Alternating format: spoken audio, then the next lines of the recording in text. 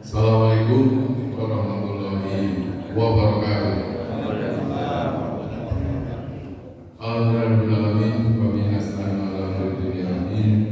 Wassalatu wassalamu ala asyrofil anbiya'i wal mursalin sayyidina wa maulana Muhammadin wa ala alihi washabihi ajmain.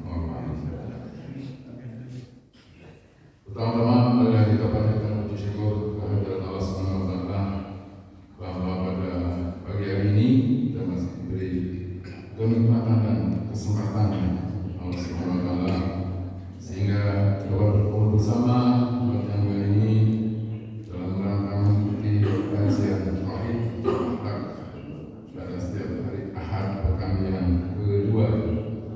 Alhamdulillah kajian pada pagi hari ini tanggal 14 Syawal tahun 1446 Hijriah yang bertepatan dengan tanggal 13 April 2025. Semoga kajian pada seluruh hari ini dapat meningkatkan keimanan kita di dalam beribadah. Salawat dan salam semoga tercurah kepada kita Nabi Muhammad sallallahu alaihi wasallam serta keluarga, para sahabat tabi'in, dan mudah-mudahan sampai kepada kita semua yang akan bersama. Bapak Ibu jamaah muslimin yang saya hormati, barangkali pekan ini masih dalam suasana Idul Fitri yang pas Idul Fitri. Ya biasanya kalau selepas Idul Fitri itu ada halal bihalal, acara halal bihalal. Saya akan membacakan atau sering berganti asal muasal sebutan kata halal bihalal. Ya, seperti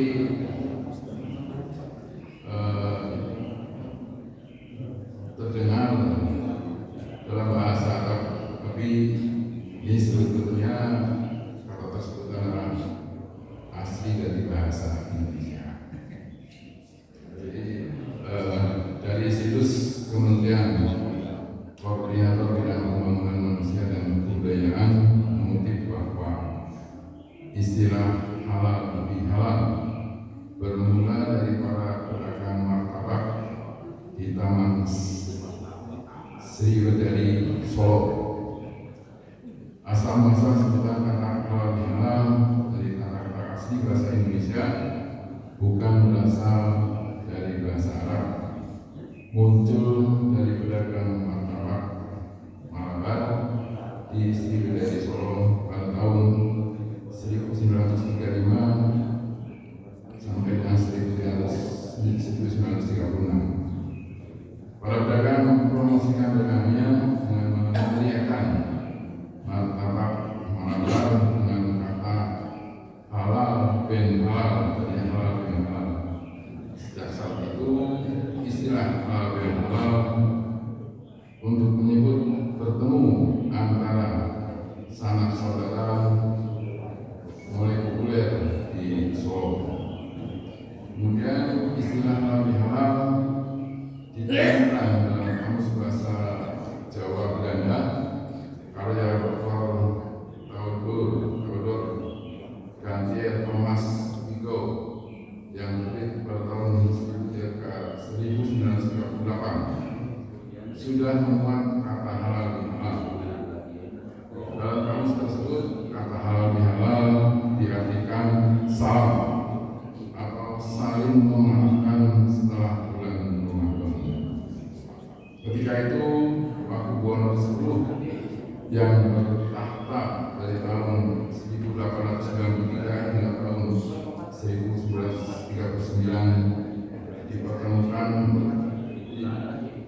di Kasunanan Surakarta. Pernah ditanya oleh pemerintah kolonial Belanda tentang pertemuan aktivis pergerakan seperti Insinyur Soekarno dan Dr. Rajiman di Biodiningrat di gedung Kapitra. Waktu itu Sinuhun melindungi aktivitas pergerakan dengan menyampaikan bahwa itu hanyalah pertemuan halal bihalal.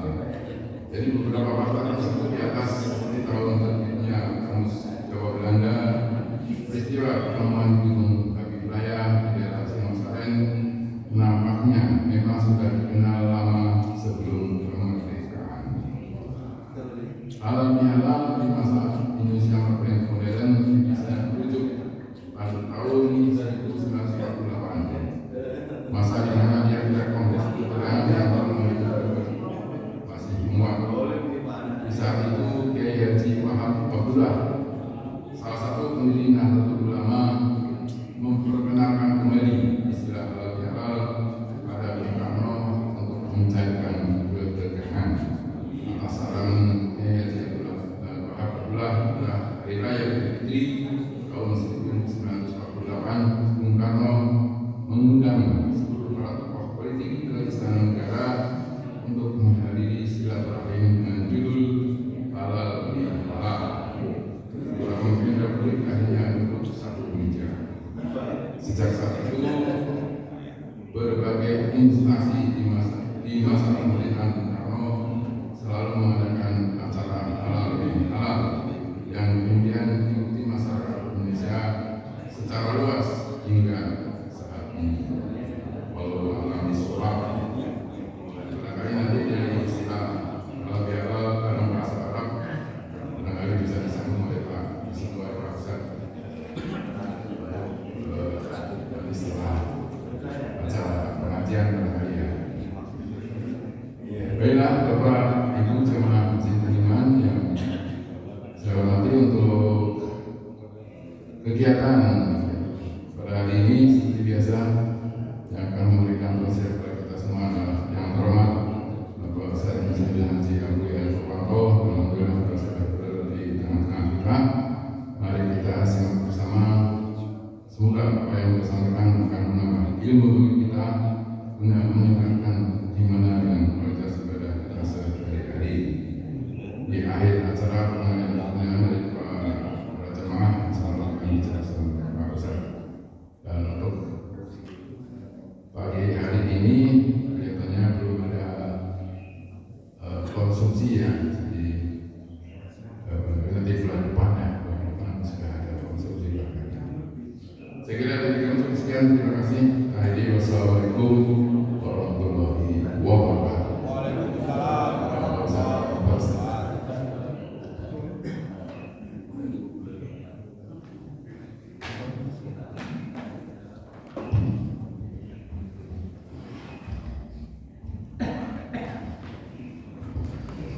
Bismillahirrahmanirrahim. Assalamualaikum warahmatullahi wabarakatuh. Waalaikumsalam warahmatullahi wabarakatuh. Alhamdulillah, alhamdulillahilladzi hadana li hadza wa ma kunna linahtadiya laula an hadana Allah. Wa asyhadu an la ilaha illallah wahdahu la syarika lah. Wa asyhadu anna Muhammadan abduhu wa rasuluh sallallahu alaihi wa ala alihi wa sahbihi wa man tabi'ahum bi ihsanin ila yaumil qiyamah. Amma ba'du. Alhamdulillah jemaah sekalian, Bapak dan Ibu yang semoga dirahmati dan diridhai oleh Allah Subhanahu wa taala.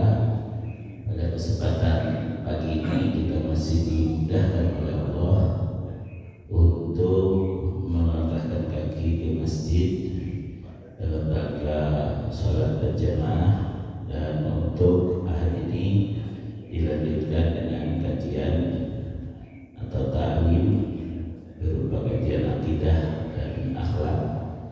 Semoga apa yang kita lakukan itu diterima oleh Allah Subhanahu wa taala dan juga menjadi jalan kita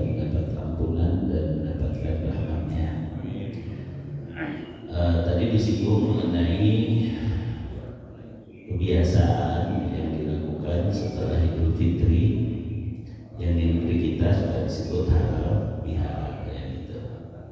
Sebenarnya memang tidak ada petunjuk khusus dari Rasulullah SAW mengenai apa yang dilakukan oleh seseorang setelah selesai melaksanakan ibadah saum Ramadan. Yang ada adalah ayat Al-Quran. Ayat Al-Quran yaitu surat Al-Baqarah ayat 185.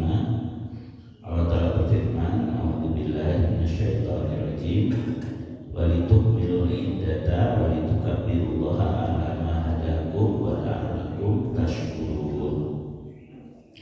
Dan adalah hadiah menyempurnakan bilangan Ramadan, yaitu saumlah sebulan penuh ya, jangan hanya sebagian begitu.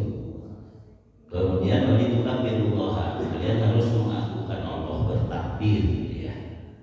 Kemudian kenapa kalian harus mengakukan Allah? Ala ma hadakum, karena Allah telah memberi hidayah kepadamu.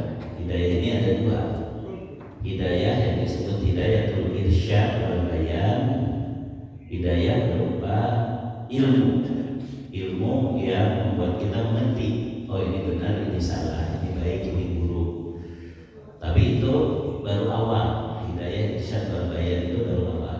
Ada hidayah yang lainnya, yaitu hidayah itu taufik. Hidayah mendapat taufik, mendapat perkenan. Taufik itu artinya perkenan. Jadi apa yang kita inginkan sesuai dengan takdir Allah maka terwujud ya. Jadi mewujudkan ilmu menjadi